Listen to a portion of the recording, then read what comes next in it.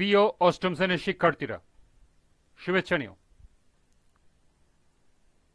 আজকে আমি তোমাদের 2025 সালের বিজ্ঞান বিষয়ের নতুন বই থেকে ষষ্ঠ অধ্যায় পরমাণুর গঠন এর অনুশীলনী থেকে 2 নং সৃজনশীল প্রশ্নের সমাধান করে দেব। প্রথমে তোমাদের বলবো, যারা আমার চ্যানেলটি সাবস্ক্রাইব করো না তারা আমার চ্যানেলটি সাবস্ক্রাইব করবে এবং আমার সাথে থাকবে। তাহলে চলো আমরা ক্লাস শুরু করি। বিজ্ঞান ষষ্ঠ অধ্যায় পরমাণুর গঠন 2 নং সৃজনশীল প্রশ্ন।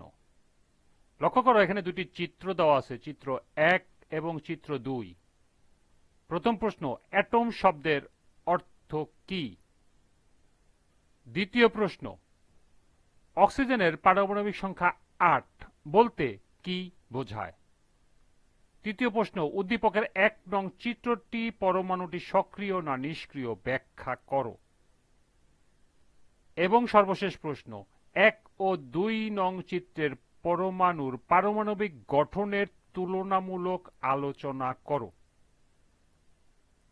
তো চলো এখন আমরা এই 4টি প্রশ্নের সমাধান দেখে নিই। প্রথম প্রশ্ন ছিল, অ্যাটম শব্দের অর্থ কি? অ্যাটম শব্দটি এসেছে গ্রিক শব্দ অ্যাটোমাস থেকে, যার অর্থ হল অবিভাজ্য। দ্বিতীয় প্রশ্ন ছিল, অক্সিজেনের পারমাণবিক সংখ্যা 8 বলতে কি বোঝায়? কোন মৌলের পরমাণু নিউক্লিয়াসে বিদ্যমান প্রোটনের সংখ্যাকে ওই মৌলের পারমাণবিক সংখ্যা বলে। পারমাণবিক সংখ্যার সাহায্যে মৌলের প্রোটন সংখ্যা ও ইলেকট্রন সংখ্যা জানা যায়। অক্সিজেনের পারমাণবিক সংখ্যা 8 বলতে অক্সিজেনের পরমাণুর নিউক্লিয়াসে 8টি প্রোটন ও নিউক্লিয়াসের বাইরে শক্তি স্তরে 8টি ইলেকট্রন আছে তা বোঝায়। তৃতীয় প্রশ্ন ছিল, উদ্দীপকের 1 নং চিত্রের পরমাণুটি সক্রিয় না নিষ্ক্রিয় ব্যাখ্যা করো। সমাধান হবে, উদ্দীপকের 1 নং পরমাণুটি সক্রিয়। উদ্দীপকের 1 নং পরমাণুর ইলেকট্রন বিন্যাস 281। মৌলটির নাম সোডিয়াম বা Na। একটি সোডিয়াম পরমাণু নিষ্ক্রিয় অবস্থায় নয়, অর্থাৎ সক্রিয় অবস্থা। এর তৃতীয় শক্তি স্তরে যদি 8টি ইলেকট্রন থাকে তবে তা হবে নিষ্ক্রিয় অবস্থা।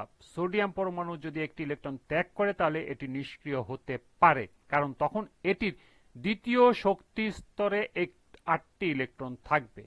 একটি ইলেকট্রন যদি কোনো পরমাণুকে দিতে পারে তাহলে এটি আধান নিরপেক্ষ থাকে না, আধান যুক্ত হয়ে যায়। এবং সর্বশেষ প্রশ্ন, 1 ও 2 নং চিত্রের পরমাণুর পারমাণবিক গঠনের তুলনামূলক আলোচনা করো। চিত্রের 1 নং পরমাণুর ইলেকট্রন বিন্যাস 281 এবং চিত্র 2 পরমাণুর ইলেকট্রন বিন্যাস 1। সুতরাং 1 নং পরমাণুর পারমাণবিক সংখ্যা 11 এবং 2 নং পরমাণুর পারমাণবিক সংখ্যা 1। নিউক্লিয়াসে অবস্থিত প্রোটনের সংখ্যাকে মৌলের পারমাণবিক সংখ্যা বলে। সুতরাং 1 নং পরমাণুর প্রোটন সংখ্যা 11 এবং 2 নং পরমাণুর প্রোটন সংখ্যা 1।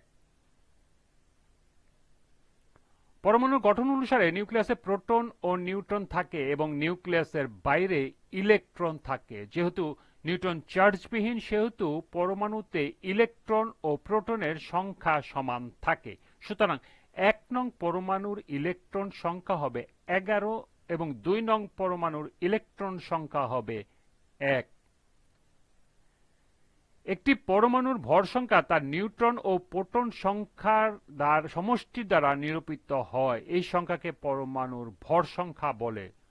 সুতরাং বলা যায় নিউট্রন সংখ্যা সমান সমান ভর সংখ্যা বিয়োগ পারমাণবিক সংখ্যা। 1 নং পরমাণুর ভর সংখ্যা 23 এবং পারমাণবিক সংখ্যা 11। সুতরাং 1 নং পরমাণুর নিউট্রন সংখ্যা 12। আবার 2 নং পরমাণুর ভর সংখ্যা 1 এবং পারমাণবিক সংখ্যা 1। সুতরাং 2 নং পরমাণুতে কোনো নিউট্রন নেই।